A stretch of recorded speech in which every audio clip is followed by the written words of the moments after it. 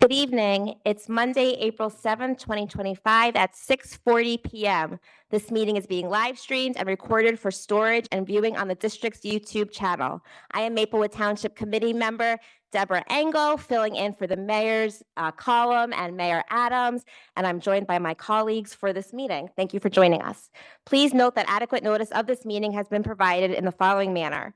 That written notice was sent from the Office of the Secretary of the Board at 11:37 a.m. on April 3rd, 2025.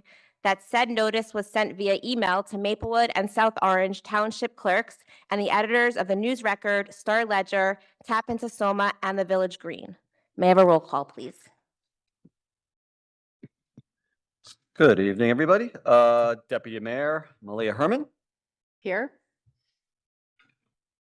Committee member Deborah Engel. Here.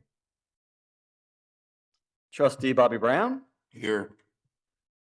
Trustee Jen Greenberg. Here. Trustee Olivia Lewis Chang. Here. Board President Nubia Duval Wilson. Here. And Board Member Bill Gifford.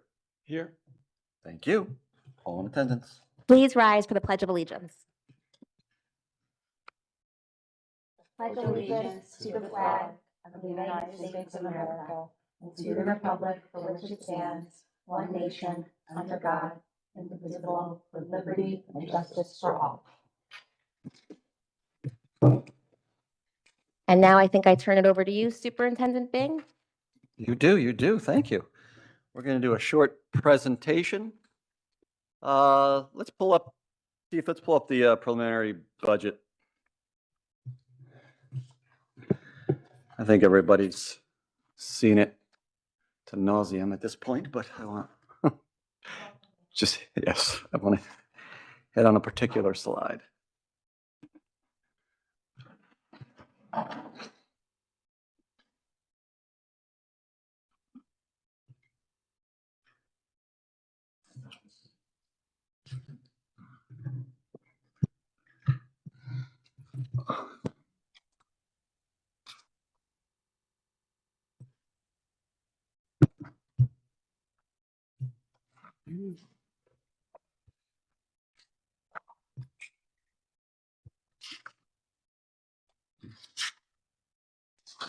You're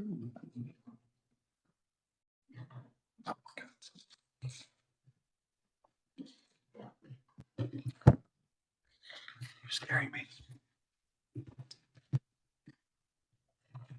Right? What is it?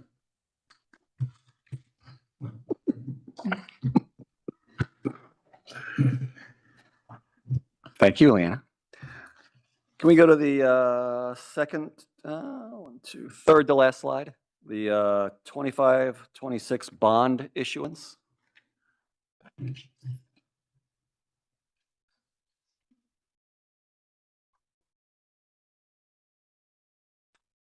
There you go.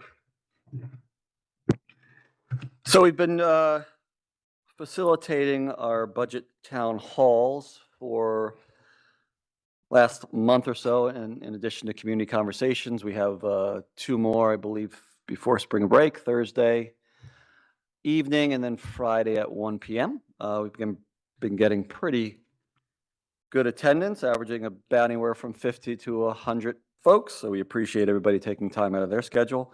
I did want to call attention to one of the slides that is of particular importance for our meeting tonight, and that's our bond issuance and where we currently stand in regards to bond issuance. As you can see on this slide, 2014, currently all going up all the way to 2024, which means these bonds are currently still being paid. They are not off the table as of yet, which is one of the things we took into consideration as we were developing this budget. I think one of the messages we have been given along the way is, one, there was a great opportunity for myself, our BA, and our assistant BA being so new to the district to really take a zero-based approach to what we were doing. So we were able to do that for the 2024-25 budget, as well as the development of the 25 and 26 budget. At this point, we can and will balance the budget for the 25-26 school year without any reductions in force. The messaging we've been given is we're looking way past 25-26. So we're currently looking at 26-27, 27-28, 28-29. We all have seen the headlines and we see what's happening in districts around us, whether it's West Orange, Montclair, you name it. There are massive cuts going across the state, as well as buildings being closed, as well as programs being cut, transportation being reduced. So we kind of wanted to get a little ahead of this. We started early, reframing the 24-25 budget, going right into the 25-26.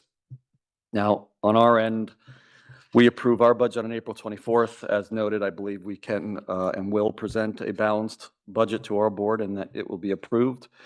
But the more work we do and the more analysis we do, our concern is not only will 25 and 26 be a tight year, it will get tighter moving forward if we're looking at projections and if things stay the same as they are. If we're looking at inflation, if we're looking at increased costs, which we've been occurring, whether that's energy, health and benefits, however you look at it, with a 2% cap, and the current funding formula that does not benefit South Orange Maplewood School District, and we've done some advocating in regards to that, along with last time we were down there, 85 other districts were down there advocating.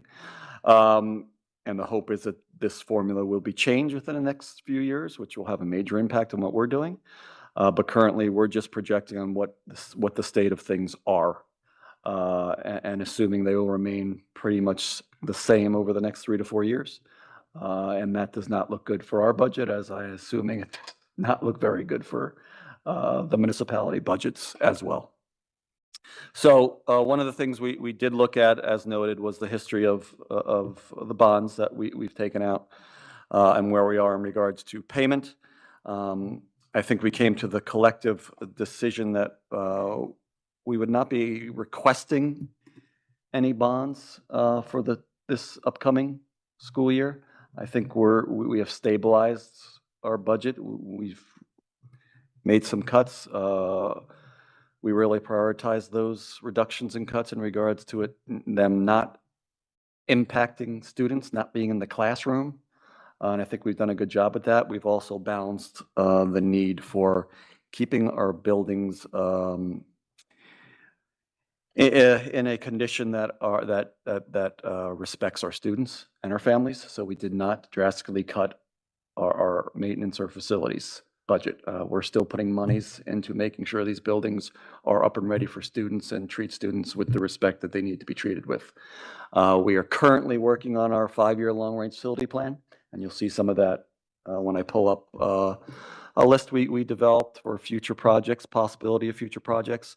We are currently finishing the discovery stages of our long-range facility plan, which involved interviewing students, including CHS Student Council, MMS Student Council, South Orange Maplewood School District Student Council, interviewing teachers, surveying parents. Our parent and community survey closed today. I think we're at about 450, 500 responses on that. Interviewing principals, interviewing senior leadership team. We've also had our architects do individual walkthroughs of our buildings and just note what they felt needed to be worked on based upon their projects across the state. We've come up with a pretty comprehensive list. We've also looked at our old long-range facility plan of what was not done, shifted those items over. So the board will be presented with the list of items over the next month, and we need to make some decisions on our end of what we want to prioritize. And then the next step would be bringing that to the public and town halls and really getting their input on what we are proposing to move forward with in the 5-year plan. Once we get that feedback, we'll make some adjustments and then come out with the final product and have a nice game plan for the next 5 years. So for us, Keith, you could pull up the other, the Excel slide sheet.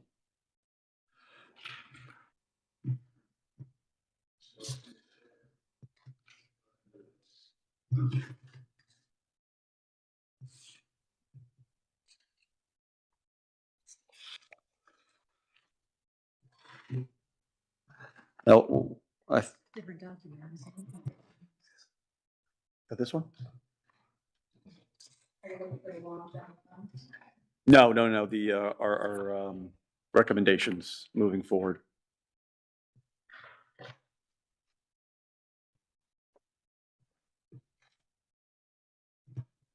No? All right. Everybody has a copy of the, Yeah. Keith, I just sent you the email. so we collectively looked at our long-range facility plans and this year's budget as we developed this particular list. I'm looking at the sheet that has category in column 1, then location, then project description, and then cost. So one of the things we are looking at for next year, which I think is a pretty valid reason for not requesting any assistance for 25-26, we're looking at ESIP, which are energy bonds through the state. So we're starting legwork on that process, which I believe both towns have done in their own way. Maybe we've not gone through the whole process, but have done a little legwork on it. We're going to start that process right after we approve our budget, so that'll be in May. And really, it's about a 4 to 5 month process of working with the state and getting an energy audit done for the district, and then really, just like the long-range facility plan, delineating what we need to do and what our best savings are through ESIP. We're really, any money that we're bonding out usually comes back within less than 10 years from the savings. That's the beauty of an energy savings plan. So that's something we've all agreed to undertake, and we'll, as noted, we'll start that work after our budget review in April. So if you take a look at our list, top of that list, you will see Ritzer Field. We've had these discussions. I believe all of your faces have been virtually. We've virtually discussed the need for fields across this town, both towns. We're looking at various options in addition to Ritzer, because we'll need to, the need just keeps growing. But I believe this was brought to the board's attention in 2024 at a cost of $5 million. School auditoriums. So currently, we are working using our budget on Columbia High School's auditorium. We are putting in new rigging at a cost, Keith, new rigging about 1.5 estimated, about 1.5. We're also a little concerned about the tariffs right now because we're hearing from the vendor that might be an issue. We have some of the equipment here, but not all of it. It is a lot of steel. So we're in a wait and see mode on that. We're hoping to keep the timeline, hoping to be done by May, June, and that's just for the rigging. Summer, we're looking to then upgrade electric, which could be another whole monster. As you know, through this current construction project and capital project, any wall that we've touched in Columbia High School usually ended up needing asbestos abatement. So for electric, again, I think we're looking in the range of about 1 million or a little more, Keith, for the electric upgrade. We have that in our budget, and that's something we're working to complete because that is our most used stage across the district by far. Our next two most utilized stages are Maplewood Middle School and South Orange Middle School, both in the same state as our Columbia High School stage. So rigging would need to be done there, and also electric. We're looking at a little less cost for that project. I would say in total around 2 million for both of those. Now that is not including seating, flooring. We're just doing stage at CHS. So we put the 4 million in for school auditoriums, which would be MMS and SOMS, hopefully also including the seating in both of those auditoriums. As the years move on, we also have to upgrade our other auditoriums across the district. That is not here. This really encompasses your Maplewood Middle School and your South Orange Middle School. Buses, as you all know, we are currently vendor-based for our bus services. We're predicting about a $9.8 million transportation cost next year. We're about a little under 10 million this year. What we have been looking at is when we go out and pay for field trips, pay for athletics, those short trips, we're expending quite a bit of money with our private partners. So what we were thinking of is bringing anywhere from 2 to 3 buses back in-house. At this point, and in all honesty, it depends on the economy. We're really looking at diesel. Right now, electric are too expensive. So for us, the purchase of the buses, which would be around 500 each, we also have to upgrade the lifts. So our current lifts cannot hold electric buses. And electric buses also need coverage. So we would have to build some sort of coverage. We currently do not have that as well. Electric are about half, diesel is about half that price, a little less, yeah. We're interested in electric, trust me, we've talked about it. So if we see grants out there, I just wanted to make sure I put that out there, that it encompasses more than just purchasing the bus. We'd have to upgrade our lifts, get some coverage, build a building, things of that nature. Fencing, concrete, and landscaping is throughout the district. You're looking at $800,000. A lot of that is cement. We need a lot of cement work and sidewalk work around our schools, plain and simple. Underhill Complex, we've been talking about, if you've been down to the track, you have noted that it is, I would definitely say, utilized to the fact that it may be even overutilized. We're currently analyzing the lifetime of the turf, which we believe will be significantly less than what we were originally told just due to the usage. So on our end, we're putting some safeguards in place, working with some community members around that, including putting in a senior citizen walking program at Underhill. But if you've seen the track, it's in pretty poor shape. So we're looking to just recoat that track and upgrade our track. It is also used by Seton Hall. It is used by our athletic teams. So the track receives a lot of usage. Lockers for our secondary schools, which would be our 2 middle schools and high school. Yes, that number is correct. My jaw also dropped when I saw the price of lockers. Yes.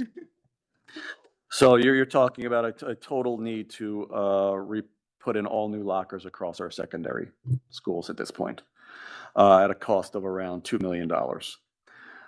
Door alarms. Our facilities do not have any security door alarms. So what I mean by that is if any student pushes open a door, there is no loud alarm that goes off like you'll see in most buildings around the county. And we have many, many doors in our buildings, especially our high schools and middle schools. So that is a project that is on the safety side of the house that we're looking. Stan, used to, Signs that say long to activate.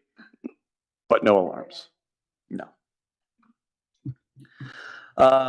Security entrance vestibules currently, Columbia High School and Maplewood Middle School do not have safety vestibules. And if you've been around our buildings, a lot of our last capital project went towards building those vestibules in our other buildings. And they've become pretty common practice in every school district around the country. Unfortunately, 2 of our largest buildings do not have them. Parking garage. So this is actually tied in to fields as well. So if you take a look at down Parker Avenue, for us, you have the student lot, you have a teacher lot. If we're thinking out of the box,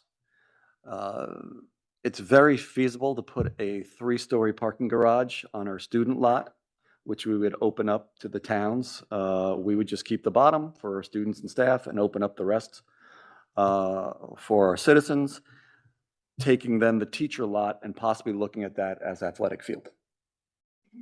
We've been working on that one for a while. So, that's something we've been on multiple conversations in that field, especially with the mayors. So that's what we have come up with. You're looking at about a $12 million investment just for the garage. And then we're also looking at security cameras and upgrading our security cameras. We have security cameras, many of them are very old. So we're looking to upgrade those security cameras and also put in some biometric readers throughout the buildings. Again, another common safety protocol that's been done in many buildings across the state and across the country. You'll also see on that list just a breakdown of the costs in regards by school and also by field. And that is the presentation for tonight. I will take any questions that you may have. Again, we were not asking for any bond or assistance going into 25-26. We've put a lot of work. I compliment the board. I compliment our staff in regards to the work and hours that have gone into really looking at two budgets and getting us to a place where we are. But we've been using the messaging of a fiscal cliff coming our way over the next few years. So, we just want to be honest with our community and really work with them around budget items for us that we're going to see as issues moving forward. We've been using the town hall and community conversation model. We're now transitioning that into getting community action committees together. We've had our first run this year through a budget advisory committee. That's gone very well. We've met 3 or 4 times. We have our last meeting coming up. Their input around the budget, which has been around 39 people, has been wonderful. We're actually at the point of even extending them for another year because the work has been so really deep and great. But we're thinking of using that model, community conversation, town hall, and then community advisory group around specific issues throughout our budget that we're going to see as hard to sustain moving forward if the state funding formula stays the same and if everything stays status quo. So that's the work we are doing on our end. And as noted, obviously transportation, our special services, there are some areas that we need to get the community involved in. And we've started that work through town halls, but we need to get a little more nitty-gritty into the work by using advisory committees as well. Questions about the list presented? Any questions from my colleagues up here? I have a question about the current, the buses currently. I understand what we want to do. Where are we now with, let's say, fall 2025? We do not have buses in this budget. So we're looking at that possibly for 26, 27. We're projecting a. So we don't have buses, but we don't have external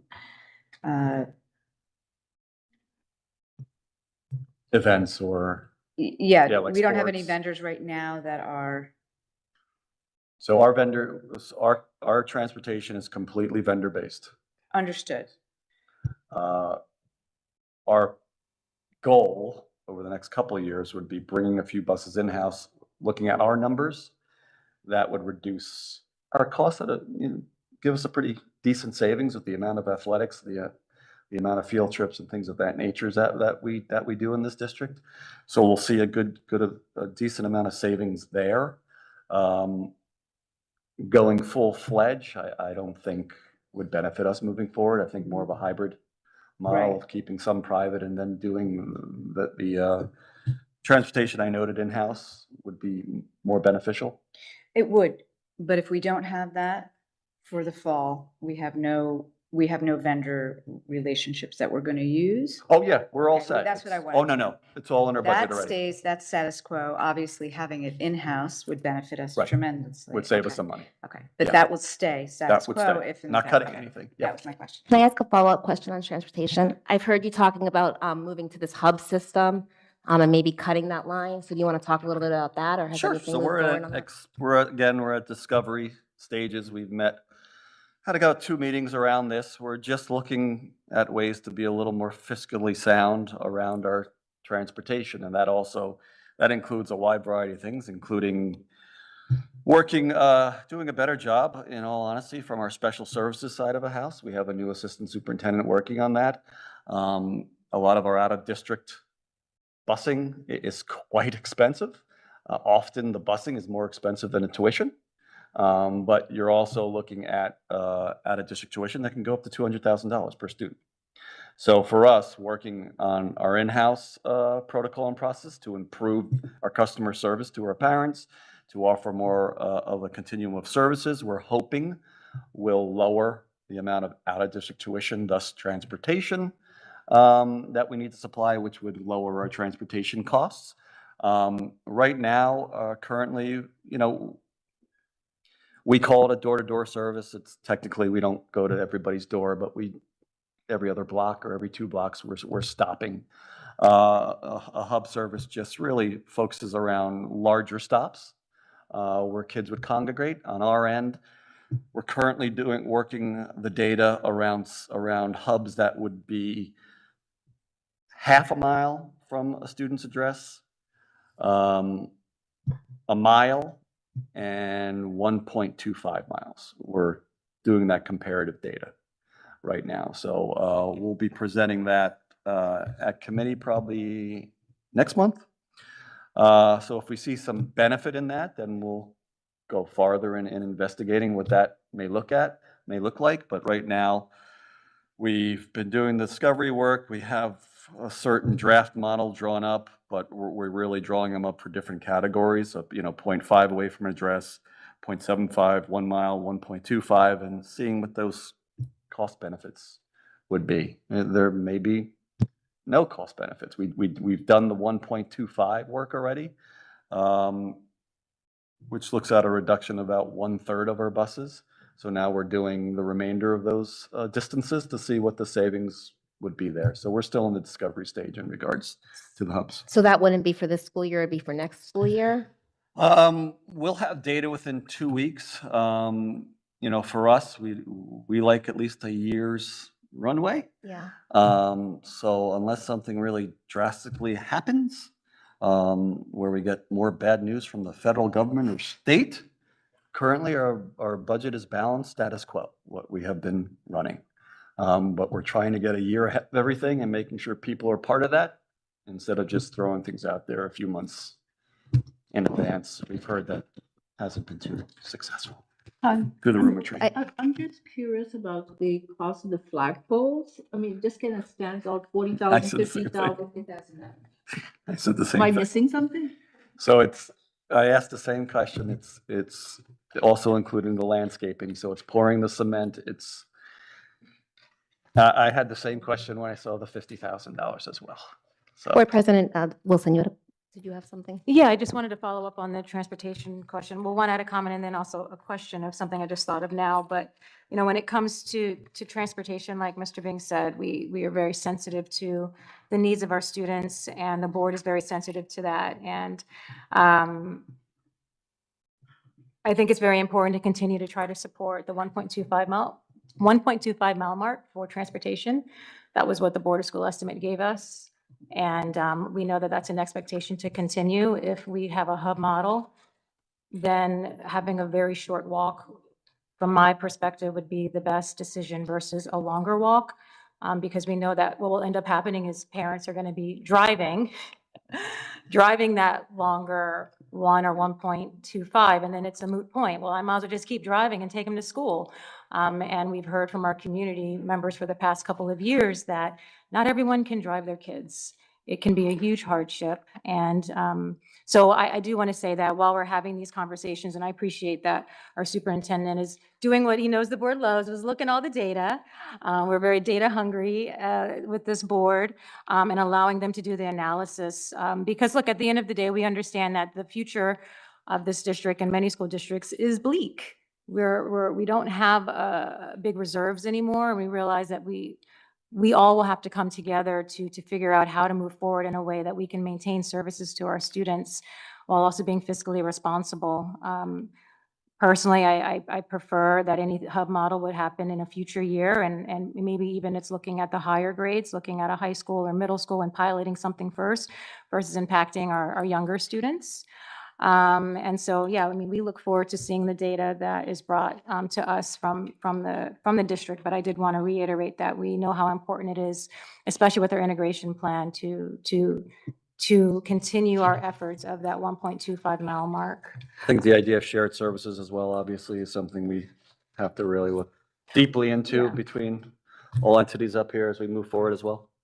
The other thing I was wondering about was, we have 3 buses on this list, but I wonder if there is a long-term plan we can look at for continuing to buy back buses? Because at the end of the day, having our own fleet is more ideal than having to deal with a vendor. We have a lot of vendors in our district. I know we're evaluating, looking at all of our contracts. And maybe it's a lofty goal that isn't possible anytime soon, but I personally would love to see, and I think even FFT Chair over here, Gifford would love to see us having more and more buses that we can call our own over time, because it will save us money and we don't have to sacrifice so much of our students' ability to get to school by outsourcing and spending so much money. I'm going to call on Deputy Mayor Herman next. I just want to mention, I really appreciate the forecasting and the thinking ahead and the year runway even for all of these things, because I think that that's very refreshing to hear from our superintendent. So thank you. Deputy Mayor. Oh, yes, you took the words right out of my mouth. Oh, I was going to say that Just press the, yep, Yeah, there you that's go. it. okay. All right, well, you took the words out of my mouth. I was going to say that I appreciate this meeting and I really appreciate the transparency. I think you've done a really good job at keeping everyone informed and allowing parents and others to be participants in this process. So I really commend you for that. Now, I want to ask about the timeline for Ritzer. As we all know, this was in the last long-range facilities plan, and it was the one thing that did not get to. And so, as you know, the current situation right now with baseball and softball is just not equitable for our female athletes. And so, that's a problem. And I would hope that this would be a high priority for the district. And so I'd like to know, what the timeline is, what the thinking is on this, when we might be able to, address this, because our girls have been waiting a long time. So Ritzer and our auditoriums, Mm-hmm. yeah, and I don't want to speak for the board, but my assumption is that's what's going to top the list as we move forward over the next month, because those have been part of our conversations since I've been here. Those have been given the priority. So I think within, I'm going to say, once this budget is done, you're talking April 24th, May, June. I think in June we'll have a pretty good timeline of where we want to move in regards to Ritzer, and then also the middle school auditoriums. And are you going to need to go to bond for those? I just want to be clear. For Ritzer, yes, So then that would be something we might discuss later this year. correct. Okay. Correct. And then my second question was about Underhill. You mentioned a senior citizens walking path. My seniors in Maplewood are very interested in this. If you could share some more details. So we're working with Fred, one of our community members. So Ritzer has had no open hours 24/7. Currently, we have security guards as well as custodial workers there 24/7, 7 days a week,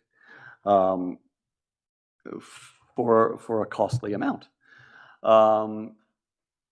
We have been upgrading, thanks to Mr. Bonds and Mr. Valles, our card reading system throughout the district for safety purposes. Our plan is to put that same card reading service at our Rich Underhill Field, and then offer that project to our seniors, where seniors could come, use the card, go in, walk the track, leave the track. We do want to put new hours in, which would be around 6:30 to 9 p.m. 6 to 9 p.m., open from 6 to 8 to all public members, closed from 8 to 3, utilized by our schools, and then open from 3 to 9 for our public. However, those closed hours during the day, we want to open it up for seniors. So that's where the card system would come in. So during that 8 a.m. to 3 p.m., seniors would still be able to access the track, do their walking, and get their exercise in simply by using a card read system. Do you have a timeline on that? Yeah, we've just got the quote for the system. So once this budget is approved, we can actually we'll be putting that system in. Keith, what are you looking at? About 3 months? About 3 months. Anything from Mr. Brown? Yeah. Another follow-up question about Underhill specifically. I see you addressed it by also talking about all the usage and hearing that Seton Hall uses it, knowing that Seton Hall and most of our colleges and universities are structured in a way that's very favorable from a tax standpoint for themselves. But it seems like that would be an opportunity. I don't know if we've even thought about it for some sort of public-private, like, I don't know if they get grants, if there's an allocation in the athletic department, but it sounds like they use Underhill. And maybe as we are thinking and trying to be ahead of the challenges that we know are coming, maybe that would be an opportunity for some sort of allocation of some sort. So our understanding, because we dove into the fiscal history of Underhill, they were one of our fiscal partners when we upgraded Underhill about 5 years. The new press box, the turf, about 5 years. They donated, I don't have the exact money amount, but they did contribute to it. Okay. And we signed an MOA in regards to their usage just of the track, not of the field. We're also going with a more permit-based system for the field, because what we're finding is many private businesses are being run off that field with very large equipment, which is tearing up the turf. We've had individuals try to shovel snow off it, tearing up the turf. So for how old it is and how it looks, it's not in the greatest of shape due to just lack of monitoring and a lack of guardrails. So we're just putting some more guardrails in regards to the turf usage. You'll see signage that say this field is currently under permit use. Moving forward, we're going electronic with that system so people could actually see when the field is being permitted and to who. And then we're hoping that with this system of card usage, it'll be a lot easier for our seniors to utilize the track and a lot safer for our schools. I've been part of a couple confrontations in my short time here. If you talk to our PTOs and our principal over at Clinton, as well as our director of safety, there has been many incidences of confrontations at that field in regard to asking folks to leave or so we're trying to increase the safety while not diminishing access to community members, which a lot of that usage is with our seniors who like to use the track. So we're trying to come to a nice compromise. I would mention also, I Is your believe mic that. on? So make sure your mic Off, I guess. Yeah, don't it's- automatically Oh, turn okay. I believe the ARC of New Jersey also uses it for Special Olympics for the disabled community. Yes. No, it's well used. Underhill still needs a little work if you're looking at it, especially our baseball fields on the other side of the house. But that track is definitely a priority right now because if you've walked on it, you'll see many cracks. It needs a really good recoating. And I think we could sustain the life of the turf longer if we put these guardrails in place. I think we'll be in a better place. We've invested a lot of money in video security at Underhill. So I think the card reader would make the best next sense. And we're really talking next fiscal cycle, which would be for us July 1st. So right now there's the same access as people have always had. We have our guards there and our custodial. So we're really not looking to transition until our new fiscal year. The other thing I wanted to mention was I'm happy that you're still putting money into the maintenance line because I think history has shown that taking money out of that line is why we're in some of the positions we're in with our facilities. So I appreciate that. I have a question about the fencing concrete landscaping. You just mentioned how it's a lot of concrete. In Maplewood, we just passed our stormwater utility funds. So I've learned a lot about stormwater management. And I'm just curious if you're looking at more sustainable alternatives like impervious grounds or something beyond concrete to make it better. So that's one of the reasons why we put that on the list to get better input from both our municipalities to see if there are options to this cost. So we are open to any suggestions or recommendations. Obviously, you guys do a lot more work around this area than we do. So yeah, we're definitely open to those conversations. We have a whole credit manual in Maplewood that kind of lines out some examples of things that you can do to lower the tax impact as well. So that might be a good place to start. We can send that to you so you can see it. I also circled the flagpole on this list. So Anything else from anyone in South Orange? Any questions?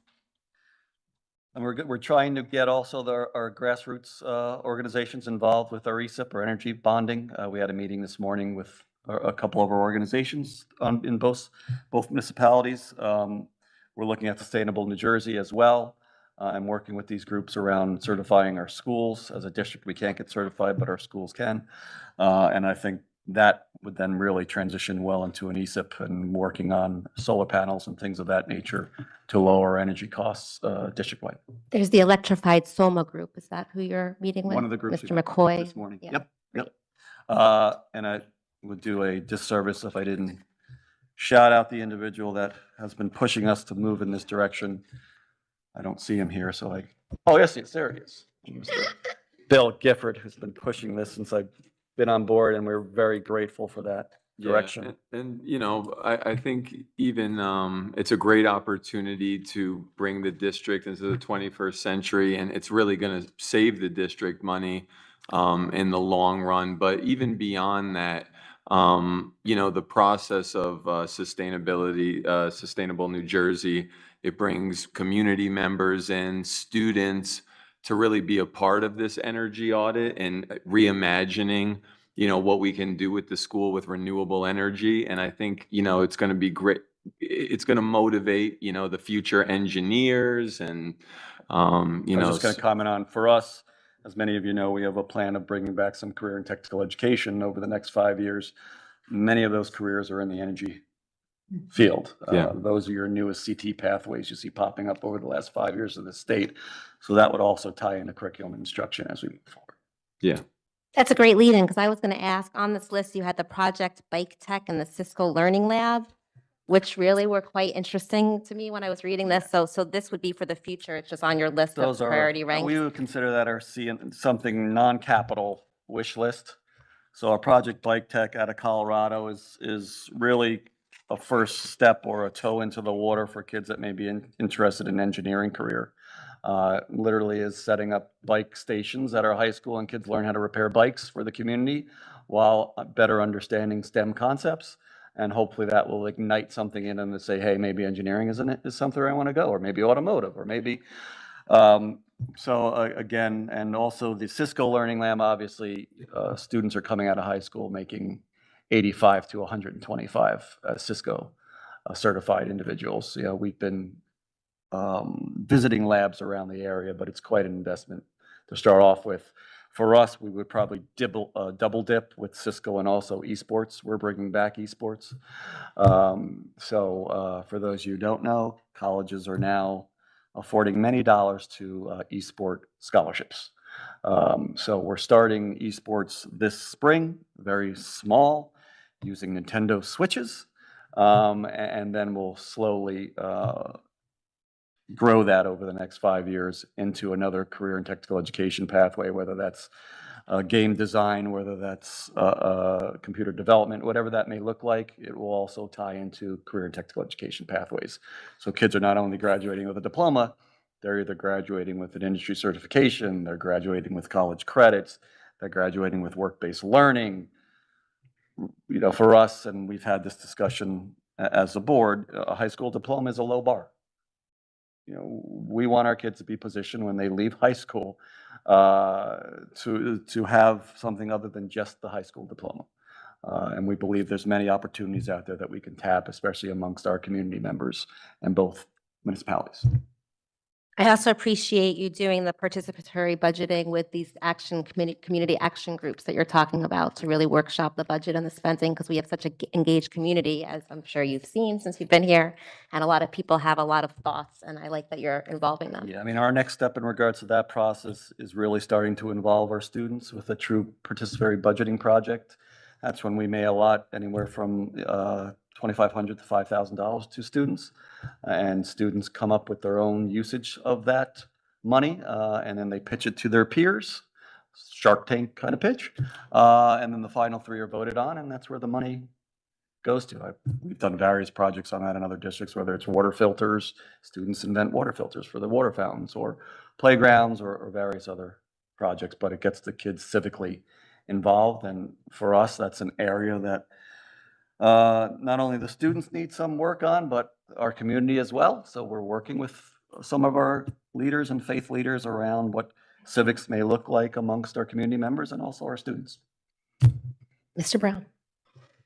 Last follow-up question on the auditoriums, just to hear you talk about some of the esports and the tech improvements that we want to make. That particular line item, though, was just for the stages. That doesn't include. So this No, that's- includes the seating. The seating. For the middle schools, yeah. So this 4 million, because we're looking at, what are you looking at, Keith? Around 1.5 for the stages. So 1.5 for each stage. And then we're hoping to squeeze in upgraded seating in both of them as well. If you've gone to any of our recent shows, you will note the seating isn't the best. Talk about my back problem, that would take all night. But we've had, Seth Boyden, that was the last school that we upgraded the stages. We never did the seating. So really, we've only been working on the stage itself, really the rigging and the lighting. But if you've gone to our auditoriums, especially those that are used a lot, the seating needs a lot of work. And for us, as I noted previously, we're launching a freshman academy next year. And then out of that, we expect to launch more academies over the next 5 years. And one of those is going to be an arts academy, obviously, for our towns. And those auditoriums will be the gem for that academy. So it's something that, especially CHS, is a priority right now, and that's in our budget.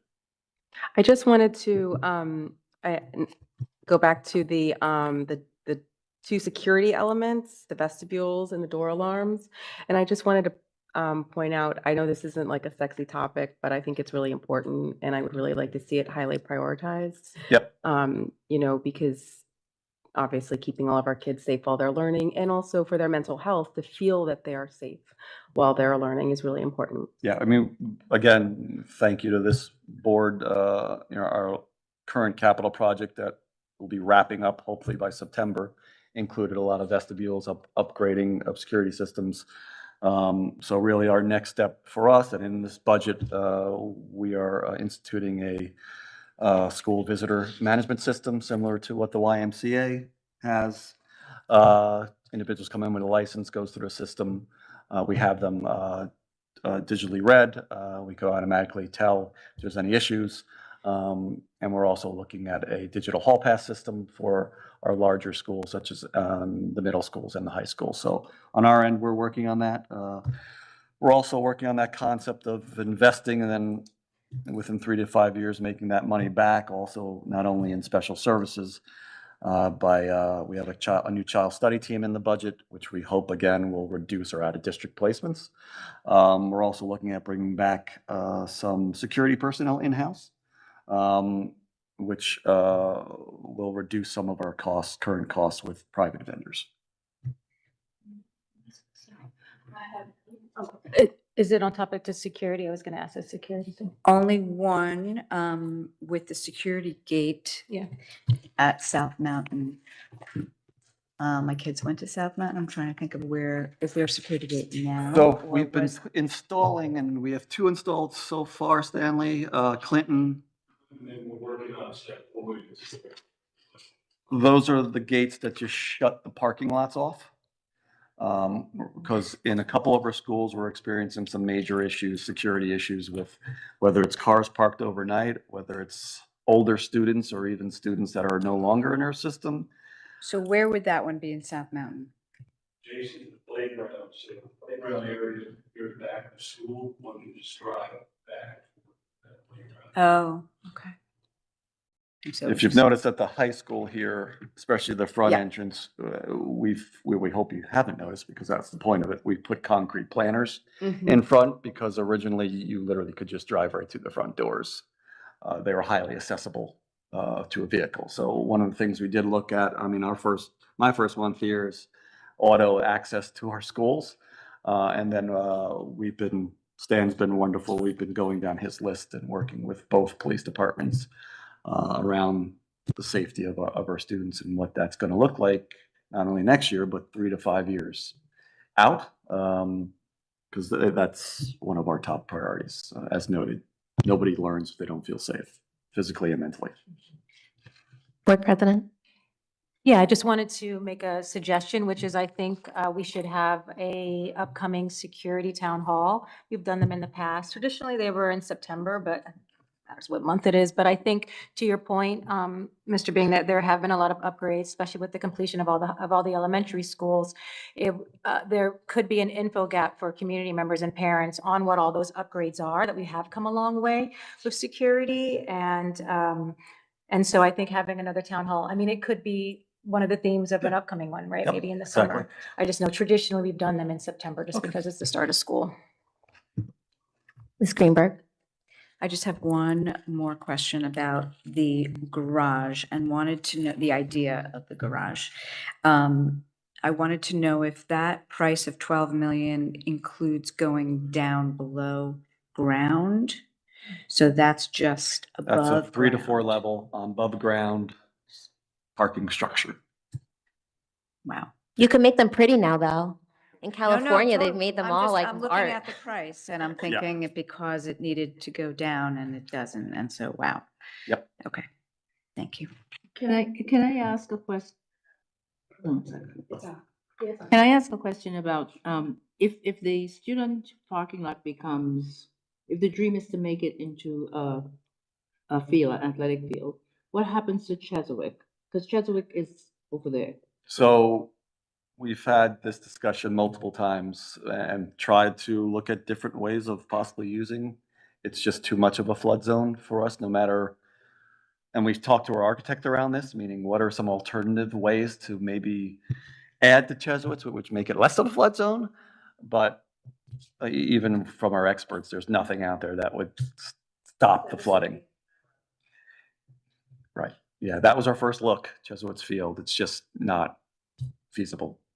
That's why we started looking at those 2 lots. And we've also we've had discussions with a few people here in regards to even using, the Manhattan model or Union City model in New Jersey, which is if any of the towns are building a large structure, we put fielding on top of that structure. That's what Union City has. All their fields are on top of their high school.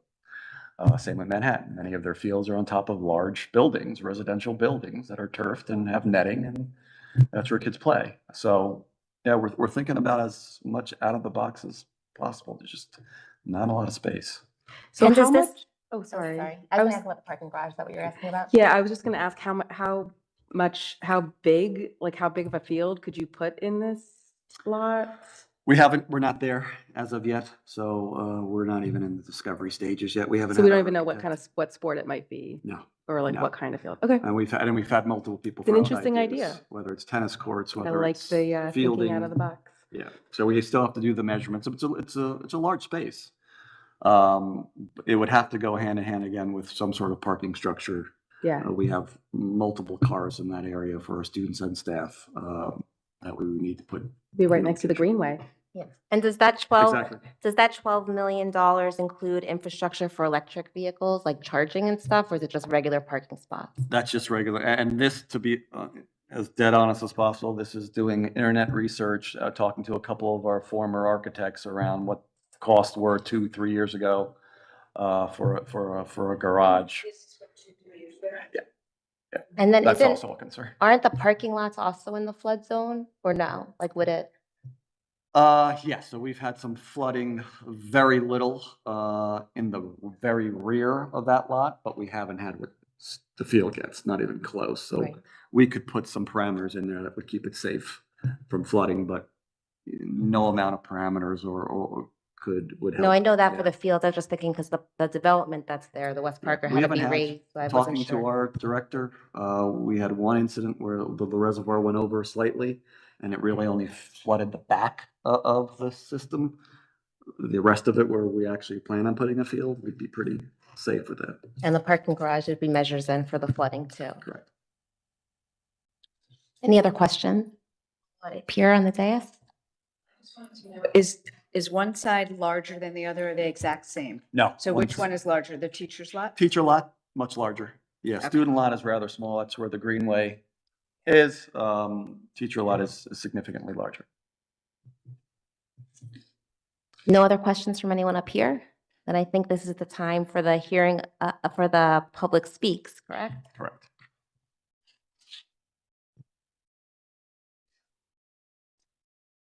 Just state your name and you have, how many minutes do you give here? 3?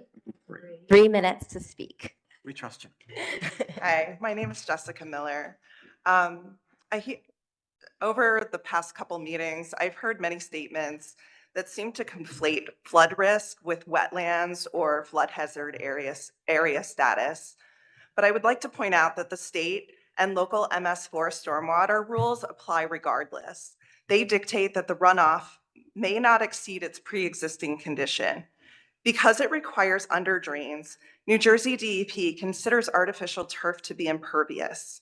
These stormwater requirements were strengthened in July of '23 and require that new impervious surfaces be built with stormwater retention systems and are not allowed to simply tie into the local stormwater pipes like the plan that has been presented did.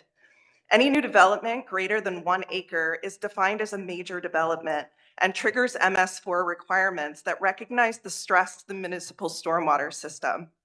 I am here to ask this body to commit to following all regulations, laws, and best practices. Any plan for new artificial turf must show concern for the surrounding area and be complete with a stormwater retention system, a tree protection plan, a lighting plan, and green infrastructure. I ask the district and its architects to be prepared to present to Maplewood Planning Board and to invite the South Orange planning professionals to weigh in. Regardless of feelings about artificial turf, I would hope that we can all agree that the impact of the local area should be minimized and that increase of field usage should not come at the expense of a flooded high school or flooded homes. I ask this community to demand that if artificial turf is to be added, that it be built responsibly. Studies show that communities that maintain and improve their stormwater systems realize improved property values.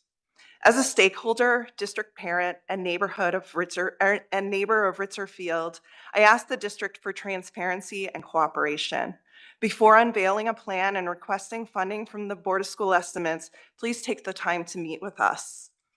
The Columbia High School gym flooded in December of '23. Many neighbors across the valley lost their cars to flooding during Ida.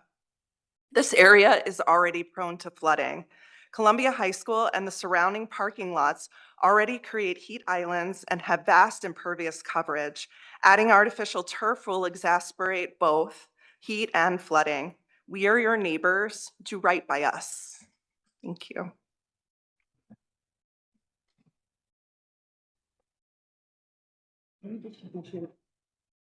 Thank you. No one online? All right, then I think that's it, right? Do I get a motion to adjourn? Do I need to do that here?